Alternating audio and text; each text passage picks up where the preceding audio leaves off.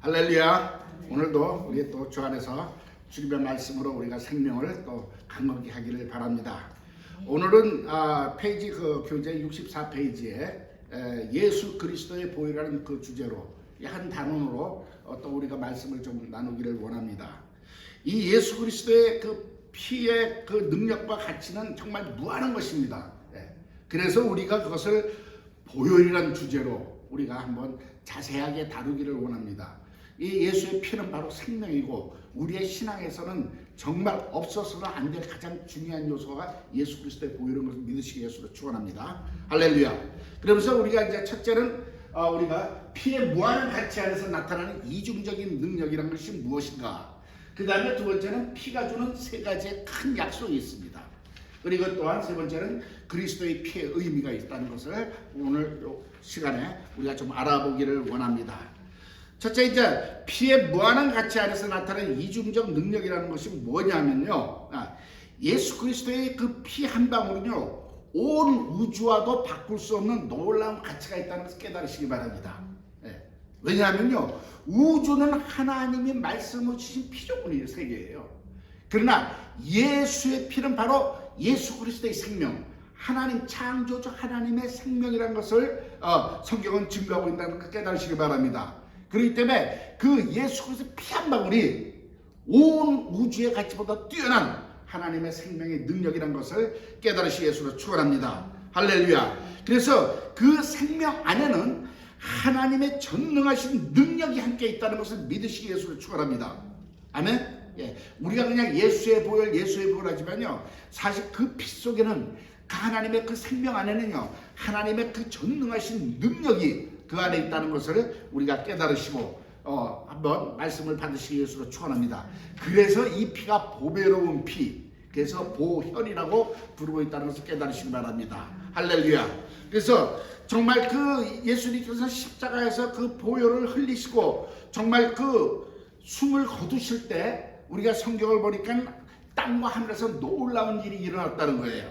제가 마태복음 27장 50절에서 한번 읽어봐 드리겠습니다.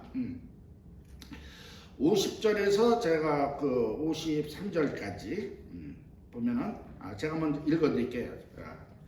예수께서 다시 크게 소리 지르시고 영원히 떠나시다.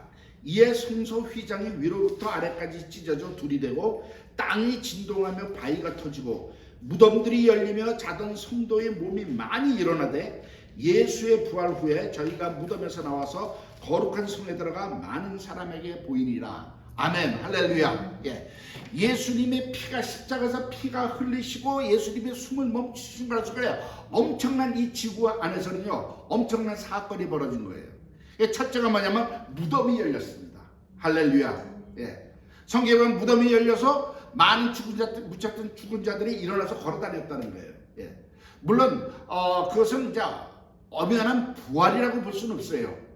나사로도 죽었다가 살아났지만 그것은 부활이 아니라 엄밀히 따지면 소생이에요. 왜? 부활했으면 오늘날까지도 살아있어야 되는 것이 부활입니다.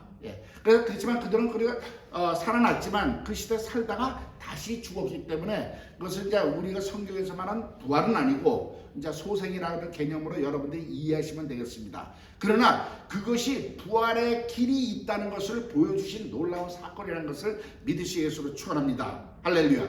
예수님의 피가 땅에 떨어져서 땅이 젖을 때 땅이 진동하고 바위가 터졌다는 거예요. 할렐루야. 이것이 하나님의 그 피의 능력이라는 것을 믿으시기 바랍니다. 그것은 뭐냐면 예수 그리스도의 그 거룩한 보혈이 음부의 권세를 깨뜨렸다는 거예요. 할렐루야.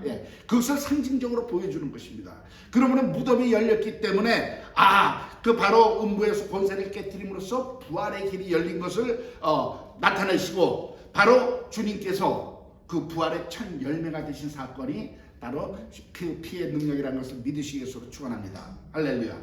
자, 그런가 하면요 두 번째는 하늘이 열린 거예요. 오늘도 그 51절에 보니까 바로 성소의 휘장이 찢어졌다는 겁니다. 예수님이 죽으신 순간에 그 성전에 그 성소의 휘장이 찢어졌다. 그건 우리가 일반적으로 우연일 수도 있겠다 했지만 지난번에 제가 한번 말씀드렸지만 그 성전의 그 성소는요 그 휘장은 양털로 짜가지고 두께가 어른 손바닥 두께만 해가지고 양쪽에서 소가 잡아째도 안 찢어지게끔 큰 거예요. 근데 그게 하늘의 위에서부터 찢어진 거예요. 바로 하나님이 찢으신 것을 믿으시 예수로 축원합니다. 자, 이 찢어진 것은 왜냐면요, 원래 그 하나님은 죄인된 인간과 직접 만날 수 없는 거룩한 분이었습니다. 예.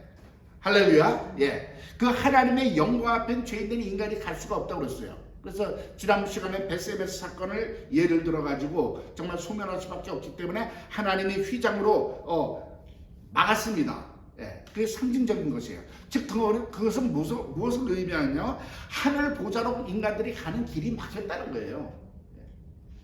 깨달으시기 바랍니다. 그런데 예수님이 숨을 거두시는 순간 하나님이 그걸 찢으셨어요. 그거 뭐냐면 이제는 예수 그리스도의 그 보혈의 대가로 내가 너희들을 직접 만나겠다는 거예요. 주님의 그 하늘의 문을 여셨다는 겁니다. 주님이 죽음을 맛보심으로써 천국으로 가는 길이 열려서 우리가 정말 하늘 보좌로 나아갈 수 있는 그 길이 열린 것을 선포하고 있다는 것을 깨달으시 예수로 축원합니다. 할렐루야. 이제는 하나님과 우리 사이를 막을 수 있는 죄가 소멸됐다는 거예요. 할렐루야. 이것이 우리 신약 백성들에게 주어진 그냥 그 정말 가장 큰 축복이에요.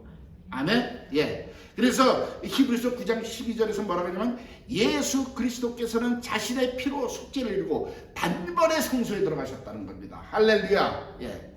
그렇기 때문에 그 열어놓은 그 보혈 안에 거하는 우리의 정말 그리스도인들은 그 부활의 생명의 능력으로 인해서 우리도 하나님 앞에 나아갈 수 있는 그 자격이 있고 길이 열린 것을 믿으시 예수로 축원합니다.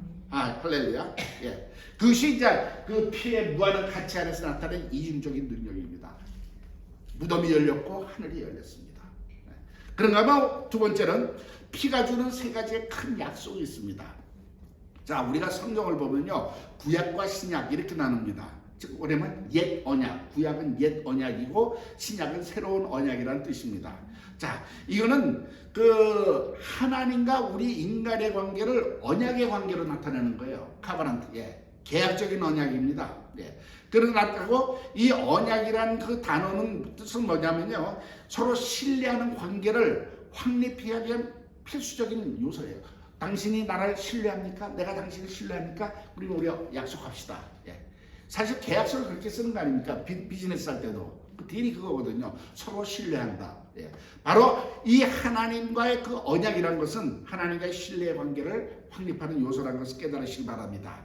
자, 우리가 하나님을 믿고 의지하면서 살아갈 수 있는 하나님의 그 속성 중에 여러 가지가 있지만 제가 말씀을 이것도 드렸습니다. 제가 이미 설교할 때 여러 번 드렸습니다. 가장 큰 하나님을 믿을 수 있는 속성이 무엇일까요? 그분의 전능하심 아니에요. 그분의 사랑하심 아니에요. 바로 그분의 신실하심입니다. 아멘. 할렐루야. 예. 그분이 아무리 전능하셔도 그야말로 제가 항상 표현할 때 시어머니 마냥 아침 저녁에 먹은 마음 변하듯이 이렇게 변해버리면은 변덕이 푸릇푸릇하면 우리가 믿을 수가 없잖아요. 아무리 사랑이 많아도 하나님이 마음 변하면 아니 넌 오늘부터 김 목사 넌 내 마음에 안 들어. 이거는 아웃 이럴 수 있는 거 아니에요. 그런데 감사한 건 하나님의 신실하심이에요. 한 번 하나님이 말씀하시고 한 번 언약을 세우시면요, 그분은 언제나 그 뜻이 변치 않으실 뿐만 아니라 거짓말을 하실 수 없다고 성경은 얘기하고 있다는 것을 깨달으시 예수를 축원합니다. 할렐루야. 그래서 그분을 정말 그 신실하심을 믿기 때문에 그분의 약속은 우리의 확실한 소망이 된다는 것을 깨달으시 예수를 축원합니다. 예. 그리고 그분의 약속은 바로 주님의 보증이에요. 예. 아멘. 예. 그래서 반드시 그분의 약속이 이루어진다는 그 보증이 있는 것이기 때문에 우리는 어떻게 해야 돼? 믿음으로 반응해야 된다는 것을 깨달으시 예수를 축원합니다. 우리가 왜 믿음이 없다, 하나님의 믿음을 기쁘게 여긴다 이렇게 얘기하는 이유는 뭐냐면요, 우리가 믿음이 없다는 뜻은요 어떤 의미냐면 하나님이 거짓말쟁이라고 인정하는 거예요. 아멘. 우리는 그냥 안 믿어, 믿음이 없어 이렇게 얘기하지만 엄밀히 따지면은 하나님에 대해서 믿음이 없다 그러면 하나님 거짓말쟁이라는 의미잖아요. 세상 사람은 왜 예수를 못 믿습니까? 하나님 거짓말한 것 같으니까 안 믿는 거예요. 깨달으시 예수를 축원합니다. 그래서 우리 믿는 자로서의 믿음의 반응이라는 건 굉장히 아주 중요하다는 것을 깨달으시기 위해서 축원합니다. 하나님이 정말 진리라는 것, 하나님의 신실하심이라는 것, 하나님의 완전하심을 인정하는 것이 믿음의 행위인 것을 깨달으시기 위해서 축원합니다. 예. 그러면서 그 주님이 흘리신 그 보혈에는 하나님의 그 세 가지의 크신 약속이 있다는 것을 깨달으시기 위해서 축원합니다. 그래서 그 첫 번째가 뭐냐면요. 자, 67페이지에 보시면은 첫째가 하나님의 사면 안에서의 용서와 평안이라는 거예요. 예. 자, 우리 인간이 다 모든 인간이 행복을 추구하고 있습니다. 근데 정말 인간이 정말 추구하는 그 행복의 본질이 무엇일까요? 네. 금은보화를 상더비처럼 쌓으면 행복할까요?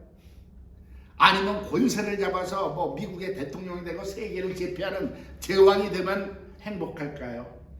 네. 아니면 정말 전 세계에 인기와 존경을 받는 아이돌 스타가 되면 행복할까요? 아니에요. 가만히 보니까 그게 아니라 돈이 많으니까 집에 담장이 높아져. 오히려 금고가 더 그냥 신용으로 와가지고 복잡해지고, 예. 권세가 많고 뭐 유명해지니까 어디 가면 옆에 버디가들이 잔뜩 둘러싸고 있어. 그건 뭐예요? 뭔가 불안하다는 거예요. 참 행복이 아니라는 걸 깨달으시기 위해서 축원합니다. 예. 자, 그러면 우리 그 인간이 정말 그 바라는 그 행복의 절대값이 무엇일까? 예. 그것은 한마디로요, 어느 누구도 뺏어갈 수 없는 평강입니다. 아멘. 내 안의 평강이에요. 그걸 우리는 이제 내면의 평강이다 또는 영혼의 평강이다 이렇게 표현을 하고 있습니다. 예. 그러나 인간이 왜 그게 안 되냐면요, 우리가 이미 공부해서 알지만은 원죄로 인해서 하나님과의 관계가 끊어졌기 때문에 하나님을 알 수가 없어요. 하나님과의 관계가 끊어졌기 상태라는 것은 뭐냐면 지난번에도 여러 번 말씀드렸지만 우리 영에 문제가 생긴 거란 말이에요. 고장이 난 거예요. 그러니까 그 영이 항상 불안한 겁니다. 쉽게 말하면 분명히 우리 아버지가 있었는데 아버지 잊어버린 거예요. 그러면 그 예를 들어서 아버지를 잃어버린 아이가 편안할까요? 저는 어렸을 때 많은 이런 그 아픈 기억이 있어요. 우리 아버지는 좀 짓궂어가지고요. 저를 데리고 도시 부산이에요. 길에 가면 제가 어렸을 때 손잡고 이거 구경하러 정신없잖아요. 그러면 슬그머니 손 놓고 숨어. 골딱대기다. 아버지 갑자기 아버지가 없어 아버지가 물다 보면 저기 앉아 구두딱 반장이시고 나를 지켜보시면서 제가 몇 번 당했어요 우리 아버지한테. 근데 그 심정은 알죠. 갑자기 그 길에서 아버지가 없어졌어. 이렇게 말하자면 우리가 그 원죄에서 하나님과의 관계가 끊어지면 내 영혼에 그런 불안감이 있습니다. 그렇기 때문에 사람들이 그것을 채워보려고 하나님을 알지 못하니까 세상적인 방법으로 세상의 것으로 채우려고 할 때가 채워지냐 이거죠. 절대 안 채워지죠.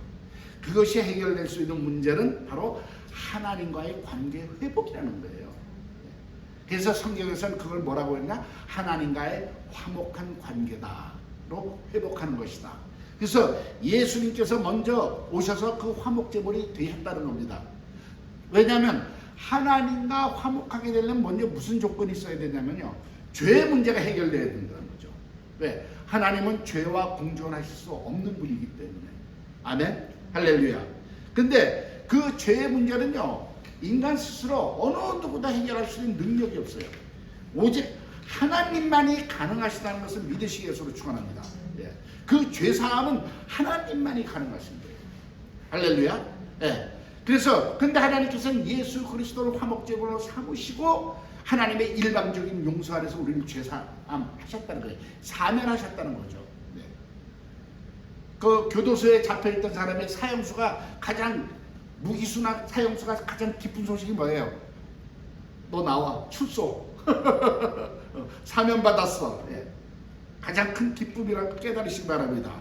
그러니까 우리도 바로 이 하나님의 그 사랑과 은혜 속에서 죄사함을 받았다는 것을 믿으시기 위해서 축원합니다. 그래서 이 사랑이란가 용서가 어디서 왔겠어요? 근본은 하나님의 사랑 때문에 그 용서가 온 것을 믿으시기 바랍니다. 사랑이니까 용서가 되는 거예요. 우리 말했죠. 내 새끼가 내 뱃속으로 난 내 새끼는 똥을 싼 뭉개도 이뻐. 근데 남의 애가 똥 싸면은 코 잡아주고 돌아서잖아요. 이게 왜 그래요? 내 새끼는 사랑이거든요.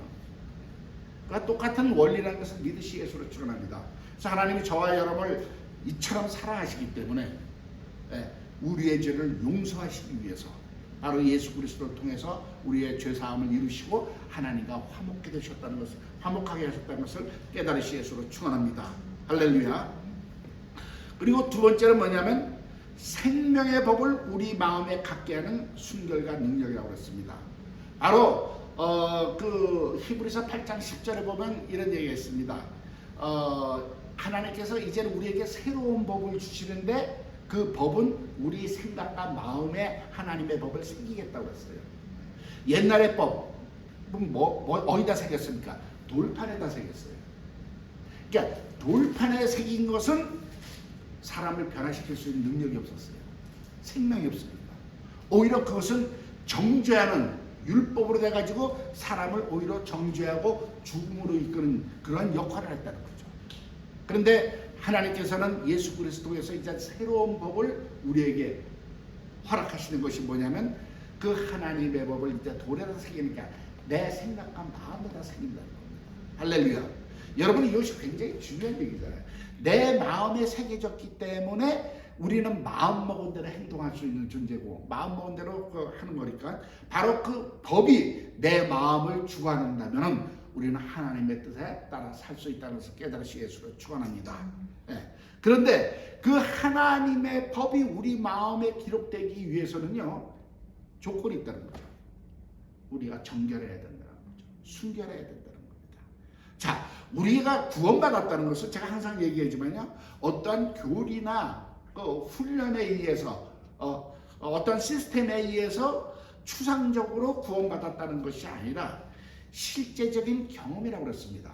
보혈의 피불로 하나님의 생명이 우리 안에 들어왔기 때문에 내 영이 살아나고 하나님을 아버지라고 부를 수밖에 없는 그러한 그 영이 살아나는 사건이 우리가 이미 경험했다고 말씀을 드렸습니다. 할렐루야.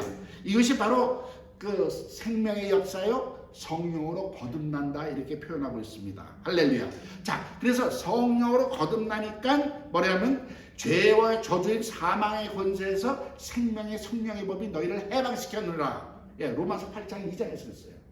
사망의 법에서 생명의 법이 너희를 해방시켰다는 거예요. 할렐루야.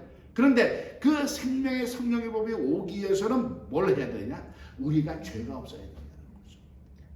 그래서 바로 예수의 피뿌림이 우리 영혼의 우리의 모든 죄를 정결케 했을 뿐만 아니라 내 마음도 정결케 함으로써 순전케 하심으로써 하나님의 생명의 법이 내 안에 기록될 수 있는 길을 열어놓으실 것을 믿으시 예수로 축원합니다. 할렐루야. 그래서 이 피뿌림이라는 것은 엄청나게 중요한 거예요. 그래서 히브리서 9장 15절에 뭐냐면 자신을 하나님께 속죄 제물로 드림으로써 흘리신 그 피가 우리를 정결케 하고 살아계신 하나님을 섬길 수 있게 한 것이라는 겁니다. 저와 여러분이 하나님을 섬길 수 있는 것은요 내가 믿음이 막 좋고 성경 공부 많이 해가지고 하는 것이 아니라 그 피로 인해서 살아난 내 양심이 그 내 양심으로 내가 그 양심이 나를 하나님을 섬길 수밖에 없게끔 나를 이렇게 말하자면 이렇게 무빙한다고 그러나 충동질하고 한다는 것을 여러분들이 믿으시기 위해서 축원합니다. 할렐루야.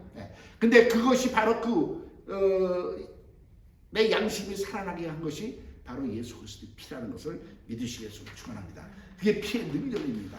할렐루야. 그 다음에 이제 세 번째는 뭐냐면 우리에게 하나님의 임재예요. 그 피의 약속 중에 세 가지랑 하나님의 그 임재 안에 들어갈 수 있는 것입니다. 자, 우리가 그 성소에 보면은 저 옛날 성막에 보면은 지성소에 들어가면은 언약궤가 있는데 대제사장이 1년 1차씩 들어가잖아요. 그 바로 지성소가 들어간다는 것은 하나님의 임재를 상징하는 거죠. 근데 우리가 그 당시에는 그냥 그 법궤를 놓고 지성소에 들어가면서 하나님의 임재 안에 들어가고 보좌 앞으로 들어가면서 상징적으로 표현했지만은 예수님의 핏뿌림으로 인해서 그것이 완성된 것을 믿으시겠으로 축원합니다. 아까도 얘기했지만 하나님이 휘장을 찢으셨어요. 이젠 누구든지 내 앞으로 나오라는 겁니다. 내가 받아주겠다는 겁니다. 할렐루야. 그래서 이제는 우리가 정말 믿음으로 나아가면요, 하나님의 임재 안에서 보좌에 앉으신 그분의 그 영광을 체험할 수가 있다는 거예요. 아멘. 이것이 우리는 뭐 일반적으로 다 뭐라고 생각하냐면요, 그래 우리 죽으면 천국 가면 다 가. 맞아요. 우리 저와 여러분 죽으면은 이 육신을 떠나면은 우리 정말 주님의 그 보좌 앞에 갑니다. 할렐루야. 이것이 큰 소망입니다. 근데 하나님 거기다 플러스 알파 큰 보너스를 준 것이, 예수의 피를 준 것이 뭐냐면 이 땅에서도 그것을 경험하면서 살 수 있다는 거예요. 아멘. 하나님의 내 품의 영광의 임재 안에서 나와 정말 얼굴 대고 페이스 투 페이스 서로 교제하면서 정말 그 하나님의 사랑의 그 품 안에서 너를 이 땅에서 살게 할 수 있는 길을 열어놓으셨다는 것을 믿으시겠으로 축원합니다. 물론 사람들이 하나님 보이지 않는데요.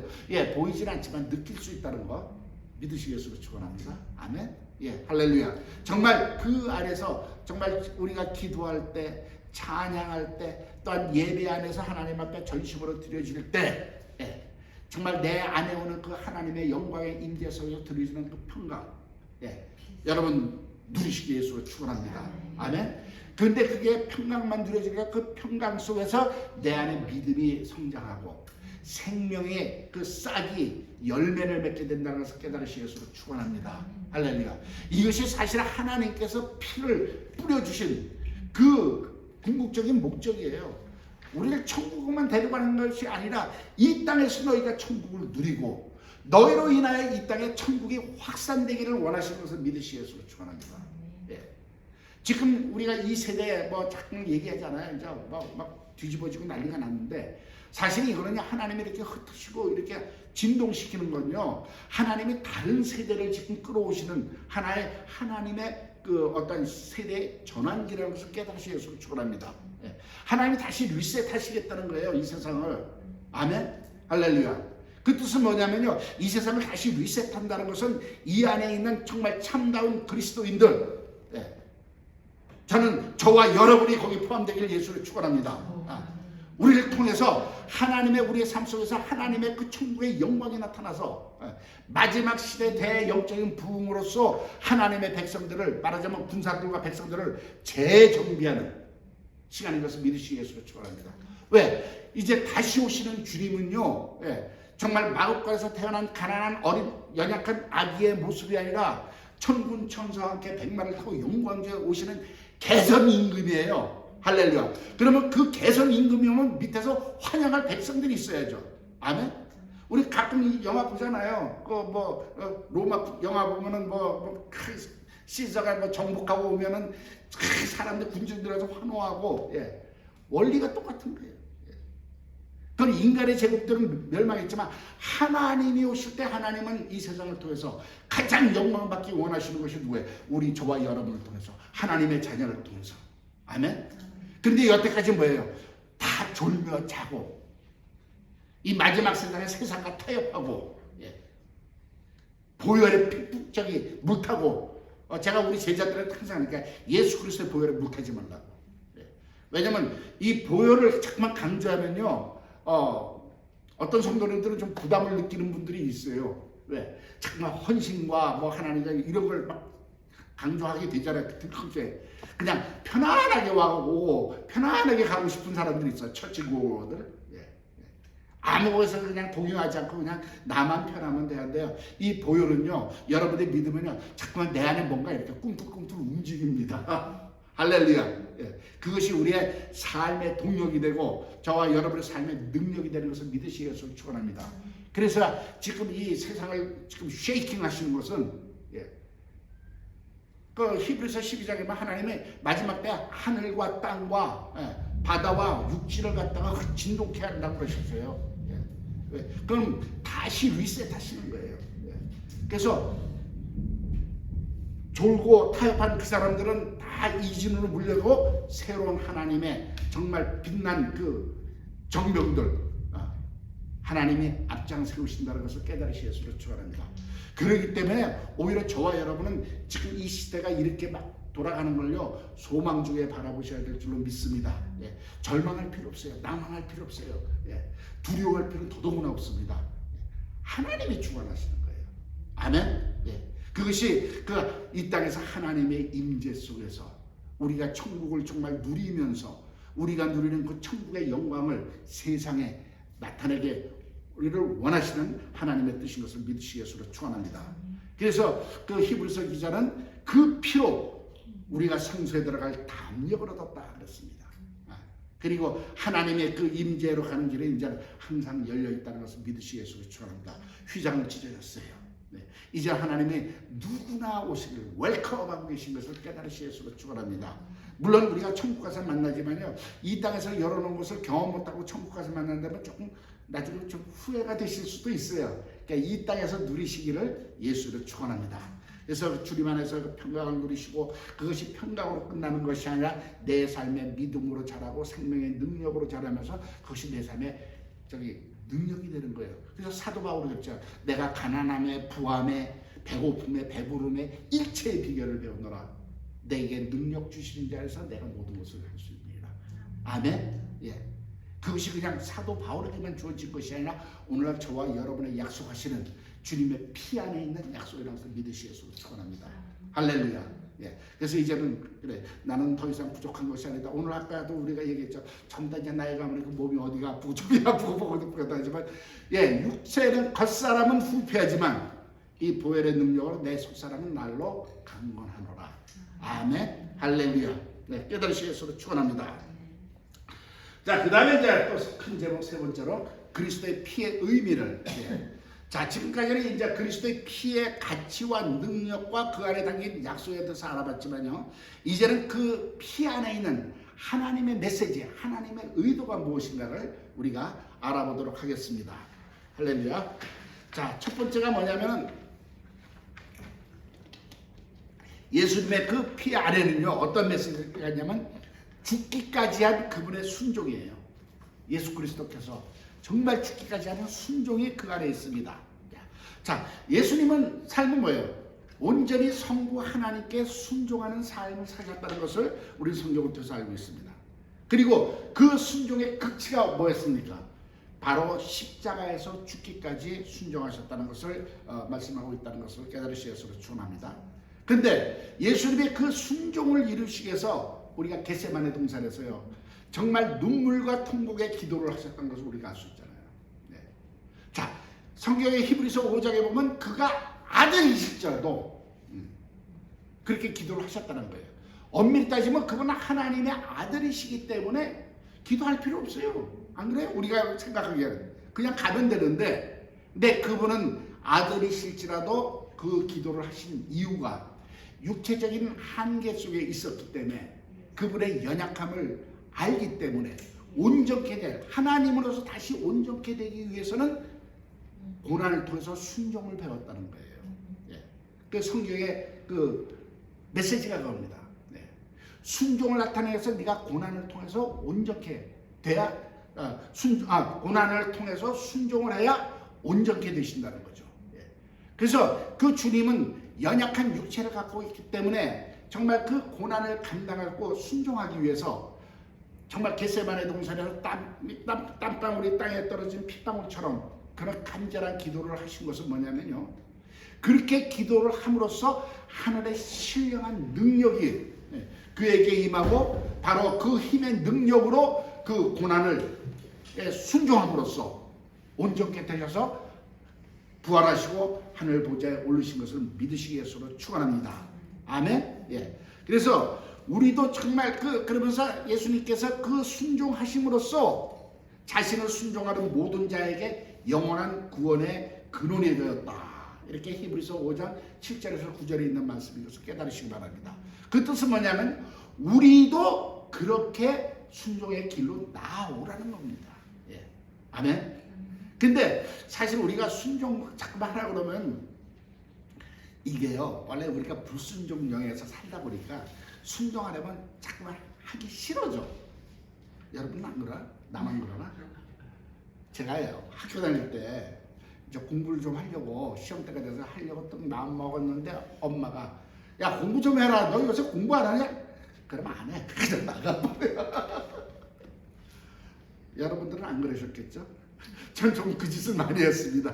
이게 왜냐면 이게 불순종의 영이 배어 있었어. 그래서 우리가 순종하라 그러면 어떤 때는 이 하나님의 말씀을 조금 오해해요. 아유, 뭐 우리가 순종하면 나는 뭐야? 하나님의 하라는 대로 다 하면 나는 뭐야? What is my life? 그렇지만요, 하나님의 저와 여러분을 이렇게 구속하기 위해서, 이렇게 붙잡기 위해서 어떤 제약을 하기 위해서 순종하라는 것이 아닌 줄은 우리가 알지 않습니까? 할렐루야. 그 하나님께서 저와 여러분에게 순종하시는 그 의미는 뭐냐면 봐, 네 힘으로 해봐. 안 되지. 네 능력대로 발버둥 쳐봐. 안 되지. 그러니까 내 방식대로 한번 해봐. 쉽게 이해하면 이런 얘기입니다. 내 말대로 한번 해봐. 네 생각대로 안 되잖아. 네 뜻대로 안 되잖아. 네 실력으로 안 되잖아. 그러니까 내 말대로 한번 해봐. 그래서 그 말대로 순종하면은 하나님의 그 무한하신 능력의 말씀이 이루어진다는 것을 깨달으시기 위해서 축원합니다. 그래서 저도 이걸 정말 깨달을 때는 너무나 놀랐어요. 아, 그렇구나. 이 순종이 다른 게 아니라 정말 연약하고 유한한 내가 무한하신 하나님의 전능하신 능력 안에 들어가는 것이로구나. 아멘. 할렐루야. 그런가 하면 다른 말로 내가 순종한다는 것은 그 하나님의 무한하신 전능하신 능력을 내가 사용할 수 있는 그 시점이로구나. 이것을 깨달았다는 것을 여러분한테 말씀드리고 싶어요. 아멘. 자, 순종이 이러하다면 우리 순종 안 할 수가 없겠죠. 아멘. 할렐루야. 그런데 순종하려니까 또 역시 걸거치는 게 뭐냐면 이 육신의 소욕. 그런데 그것을 이기는 방법을 겟세마네 동산에서 예수님이 보여주셨다는 겁니다. 땀방울이 정말 땅에 떨어진 피방울처럼 통곡과 그 간구로 밤을 새면서 기도했을 때 하늘에서의 그 신령한 능력이 임함으로써 그것을 감당할 수 있는, 순종할 수 있는 힘을 주셨기 때문에 그분이 정말 그날 십자가를 지셨고 그 십자가를 지셨기 때문에 우리에게 구원의 문이 열리고 부활의 생명이 우리에게 주어지고 하늘의 영광이 나타나는 것을 믿으시 예수를 축원합니다. 할렐루야. 그래서 우리도 정말 주님처럼 그렇게 기도하고 나간다면 될 수 있다는 그 메시지가 주님의 그 그리스도의 피의 의미라는 것을 깨달으시 예수를 축원합니다. 두 번째로 이제 그 피의 의미는 뭐냐면 우리의 죄를 위한 죽음이에요. 자, 제가 항상 얘기해서 예수님이 육신 입고 이 땅에 오신 궁극적인 목적이 뭐라고 그랬죠? 부활이라고 그랬습니다. 근데 부활을 위해서는 죽어야 된다는 것. 근데 죽기 위해서는 바로 피를 흘려야 된다는 것이 조건이라는 것을 말씀을 드렸습니다. 할렐루야. 자, 그분은 정말 죽어야 되는데 그분은 하나님이시기 때문에 죽을 수 없는 분이에요. 근데 인간의 육신을 입고 와서 그분이 죽을 수 있었던 것은 요단강에서 세례를 받음으로써 하나님의 의를 이루라 그랬습니다. 자, 요한의 세례가 뭐라고 그랬죠? 회개의 세례라고 그랬습니다. 근데 지난번에 우리가 공생애 때 공부를 했지만은 예수님이 본인이 메시아인 걸 너무나 잘 아시잖아요. 그럼에도 불구하고 회개할 말하자면은 어떠한 조건도 필요가 없다는 것, 필요성이 없다는 것을 아시면서도 세례 요한에서 하나님의 의를 이룬다는 것은 내가 죄 없는 하나님이지만 육신이 이 땅에 와서 죄인의 위치에서 그 죄를 위해서 희생제물이 될 것을 나타내시는 그러한 상징적인 그 세례이기 때문에 세례를 주라고 그랬습니다. 그래서 어떤 신학자들은 그 죄가 예수님이 그 세례 받을 때 이제 죄가 들어왔다, 전가가 됐다 이렇게도 얘기하는 주장하는 학자들도 있어요. 근데 그건 모순이 있어. 그러면 예수님이 그때부터는 우리가 똑같이 죄성을 가진 인간으로서 공생의 사역을 했다. 그거는 좀 안 맞아요. 그런데 우리가 이사야서 53장 6절에 보면요, 예수님께서 하나님께서 우리의 죄를 그에게 감당시키셨다 그랬습니다. 할렐루야. 그러니까 그 감당시키는 그 시점이 어디냐면 저는 그 겟세마네 동산의 기도에서 아버지 할 수만 있다면 이 잔이 내게서 지나가기를 원합니다. 이제 많은 분들이 그것이 십자가에 달렸을 육신적 어떤 고통과 고난 때문에 그런 기도를 하셨다고 그러지만 그 주님은 이미 그 고난은 육신으로 오실 때부터 이미 고난에 들어오셨다고 말씀을 드렸어요. 근데 주님으로서 가장 견디기 어려운 게 죄의 잔을 마시는 겁니다. 아멘. 왜? 하나님은 죄와 공존하실 수 없는 분이 우리의 죄를 짊어지셔야 되기 때문에 그 잔을 받으신 것을 깨달으시기 바랍니다. 근데 그게 너무나 힘드니까 아버지 할 수만 있다면 이 잔이 내게서 지나가기를 원합니다. 그러나 내 뜻대로 마시고 아버지의 뜻대로 이루어지길 원합니다 하고 그 기도 속에서 우리의 죄를 담당하신 것을 믿으시 예수로 축원합니다. 그렇기 때문에 그 십자가에서 죽으실 수가 있었고 그 죽으심으로 부활하시고 우리에게 생명의 길을 열어놓으신 사건을 깨달으시 예수로 축원합니다. 물론 제가 이렇게 얘기하는데 또 뭐 신학적으로 뭐 여러 가지 반론이 있을 수는 있어요. 그래서 그거는 제가 그런 분들에게는 그분들이 연구하셔가지고 더 좋은 답안을 좀 끄집어내봐라 뭐 이렇게 하는 거예요. 저도 부족하니까. 그렇지만 제가 이해하는 것으로서는 그렇게 이해를 하고 있다는 거 여러분들이 참고로 아시기를 예수로 축원합니다. 그런가 하면 이제 대속물로서의 의미가 있다는 겁니다. 자, 바로 예수 그리스도의 죽으심은 우리의 죄가 그에게 전가됨으로써 우리의 죄를 대신 짊어지심으로써 죽으셨고 그로 인해서 우리의 죄가 용서받았다는 것이 성경의 말씀입니다. 즉 죄값이 사망인데 바로 예수 그리스도의 그 생명의 그 하나님의 그 생명으로 인간의 죄값을 대신 지불하셨다는 거예요. 아멘. 그래서요 저와 여러분의 그 죄사함이라는 것은요 이 하늘의 진리의 법 안에서는요 합법적이 됐습니다. 왜? 주님이 지불하셨습니다. Paid up. 아멘. 그래서 우리는 그 죄에 대한 책무가 모두가 변제됐다는 것을 믿으시 예수 축원합니다. 할렐루야. 그래서 우리가 자유하고 누려야 돼요. 아멘. 예. 우리가 이렇게 이제 신앙생활하다 보면요 대부분 이렇게 이제 정말 이렇게 죄의식에 묶이는 부분이 있어요. 뭐 율법에 뭐 이렇게 교회 가면 어떻게 해야 되는데 어떻게 해야 되는데 어떻게 해야 되는데 예. 뭐 주일 성수 해야 되는데 빠져서 못했어. 예, 그걸 자꾸만 뭐 죄라고 하는데 그렇죠. 허물일 수는 있죠. 그렇지만 그 죄 때문에 죽는 건 아니에요. 지옥 가는 건 아니에요. 우리의 이미 원죄는 변제받았습니다. 단 그런 죄는 우리가 회개하고 돌이키면 되는 것을 믿으시 예수로 축원합니다. 그래서 주님께서 그러셨잖아요. 베드로에게 예? 온몸을 씻은 자는 다시 씻을 필요가 없다. 발만 씻으면 된다. 예.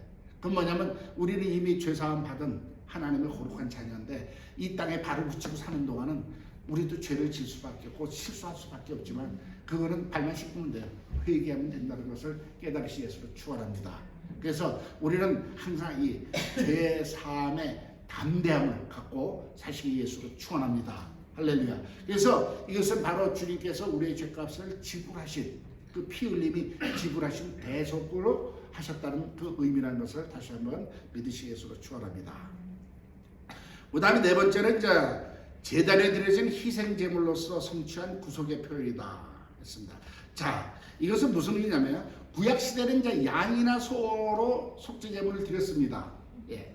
그러면서 하나님을 섬기면서 살았는데, 과연 그러면 그들은 온전한 구원을 받았을까?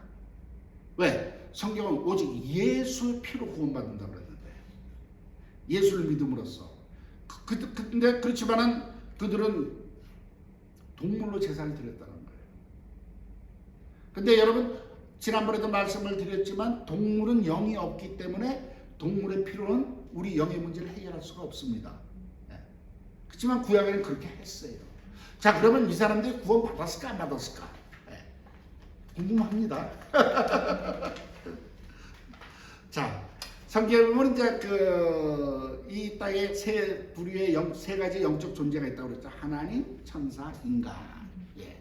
근데 천사와 하나님은 육이 없고 영이시기 때문에 피가 없어. 근데 인간은 오염되어 있기 때문에 인간의 피로 구원받을 수가 없어서 하나님이 말씀이 육신이 돼서 오셔서 정말 그 피로 우리가 죄사함을 받은 것을 우리가 이미 다 알고 있습니다. 그러면 하나님께서는 그 예수님이 오시기 전에 구약의 백성들에게는 짐승을 피로 제사를 받으셨습니다. 근데 그 이유는 뭐냐면요, 히브리서 9장 13절에 답이 나와 있어요. 짐승의 피를 부정한 자에게 뿌림으로써 그 육체를 정결케 했다는 겁니다. 동물은 영이 없어요. 그렇지만 육체적인 존재이기 때문에 그 피는 육체적인 생명을 갖고 있는 겁니다. 그래서 그 피를 뿌리면 우리가 육신으로 지은 죄, 율법에 어긋난 죄는 정결하게 된다는 것이 하나님의 법칙에서 깨달으시기 바랍니다. 그래서 이방인과 다른 것은 뭐냐면, 영혼은 아직 구원을 못 받았지만은 육신적으로 너희는 정결해서 이방인과 구별한 하나님의 백성이라는 거예요. 아멘. 예. 그래서 이스라엘 백성들 항상 그 자부심이 많아요. 자기는 선민이다 이거죠. 하나님이 택하신 백성이다 이거죠. 예. 그랬어요. 그 하나님의 백성이라는 그 표식으로 너희들은 이방인과 달라야 돼. 예. 그렇기 때문에 일단 동물의 제사로 지내서 육신의 죄는 정결케 해서 이방인과 다른 삶을 살아. 그렇게 구별하신 것을 믿으시기 바랍니다. 아멘.